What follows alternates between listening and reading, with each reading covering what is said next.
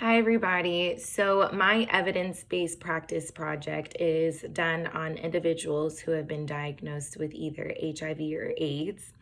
For my article, it was a control study which really kind of zoned in on services to enhance productive participation amongst people with HIV or AIDS.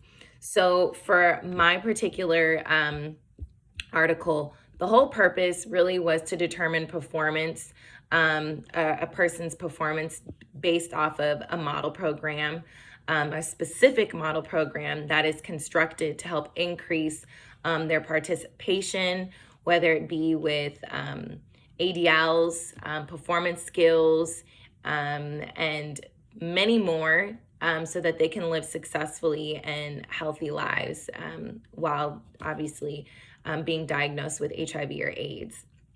So, for this particular article, or should I say study, what they did was that they had two controlled groups. It was a non-randomized group, and basically they had two specific programs. One program was MOHO, and another program was basically what they considered just a standard care program.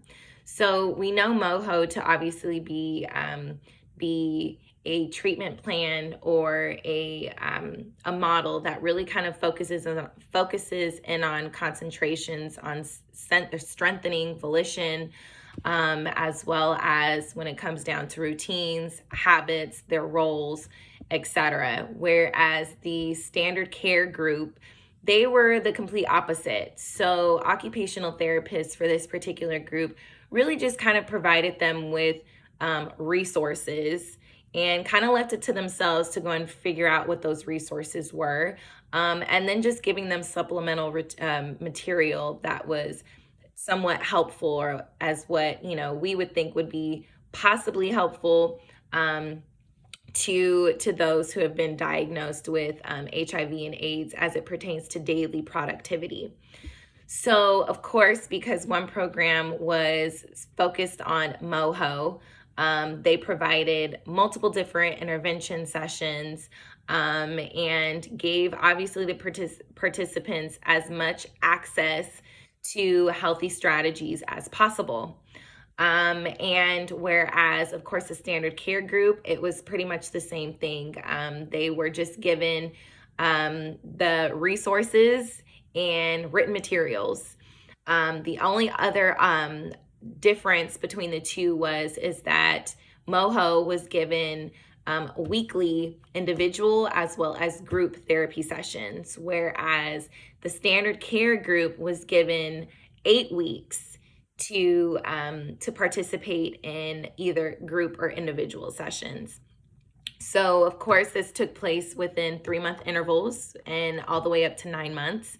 So, like I stated before, it was 65 participants. And basically, by the end of the program, after the 9th month of completion, numbers dropped as far as the participants that were enrolled. It went from 65 all the way to 46. And what researchers noticed and concluded is that majority of those people that dropped were from the standard care program. So the people that were just given flyers and handouts and just passed out resources and had very little therapeutic strategies or anything really implemented to help them to be successful. That is the group that really dropped out and where they saw drops in enrollment numbers. Whereas for those that participated in the model program, or better yet, really zoned in on MOHO, they were found to be very successful in regards to participation, and were really trying to seek even more resources. And they noticed that really overall, they lived a more healthy and successful life while being diagnosed with HIV and AIDS.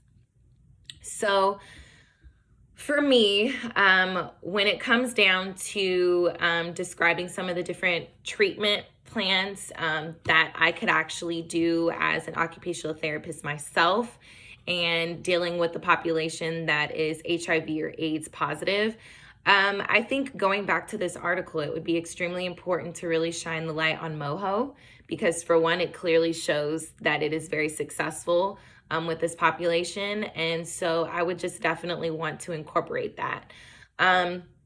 But when, of course, we're looking at some of the symptoms or performance challenges some of these individuals may have, some of the challenges that they may have are, for one, they live in impoverished communities.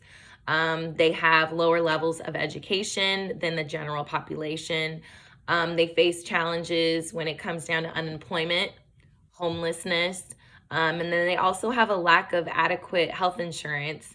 And then, of course, even stated in the article, we're finding it more prevalent for those that have been incarcerated, and they just have other social vulnerabilities that are pretty much what they have to face on a daily basis. So they have a lot of challenges, which is why I think for me, in regards to my treatment plan, I would like to do it as a group intervention session, or activity, should I say. And like I stated before, incorporating MoHo into it, because I know and I saw how successful, obviously, the numbers were based off of the evidence shown in my article.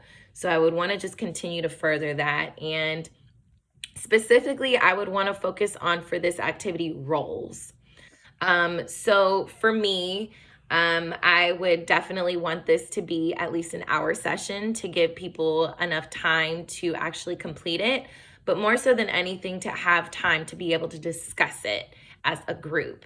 And so that they can kind of pick their brains off of one another and just see that, for one, they're not alone. So for my group session, like I stated, we're working on roles. So it could be just simply using a piece of paper, or better yet, some of the large Post-its that we're able to stick on the wall.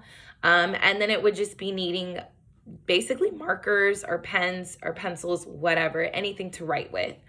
So what I would have participants do is I would basically provide them with a piece of paper, like I stated before, a Post-it, and something to write with. And I would either want them to fold the paper or just simply draw a line down the middle. So like so on my paper, it pretty much, on one side, it says roles prior, and this would be roles prior to being diagnosed with HIV or AIDS. And the other side would be roles now, after being diagnosed with HIV or AIDS. So I would basically just ask them, what do you feel like your roles were prior to being diagnosed? And then have them write down what those roles are. And then, of course, move to the next section. What do you feel like those roles are now, being diagnosed with HIV or AIDS? So that way we can really just kind of see if there's changes in those roles.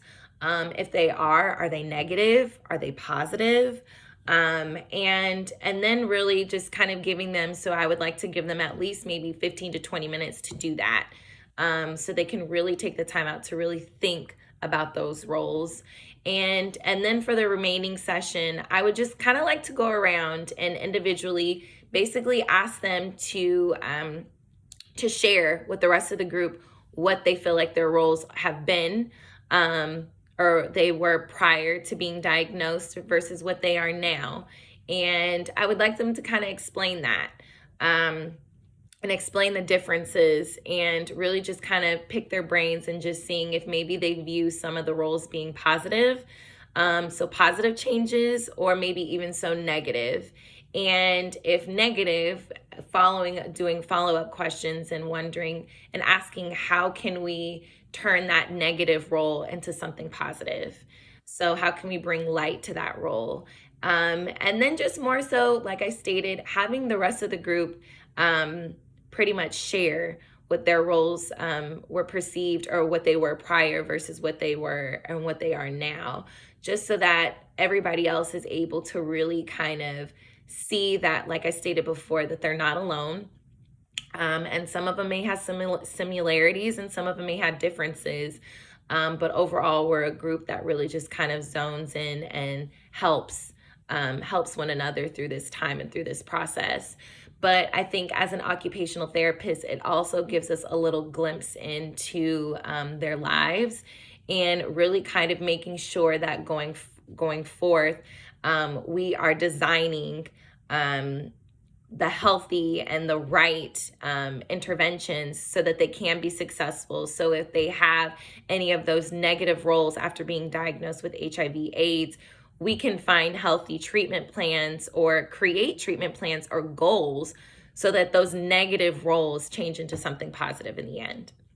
So overall, that is basically what I feel like would be a great therapy session.